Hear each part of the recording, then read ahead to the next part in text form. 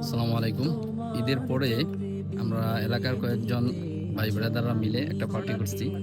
তো গরু গোস্ত দিয়া না?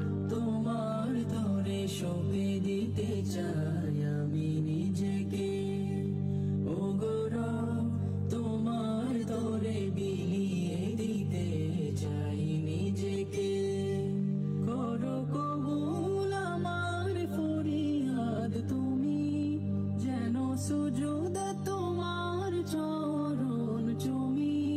করো কবুল আমার ফরিয়াদ তুমি, যেন সুজুদে তোমার চরণ খুব চুমি। স্বল্প সময়ের মধ্যে এবং খুব তাড়াতাড়ি একদম সীমিত পরিসরে একটা পার্টি করেছি।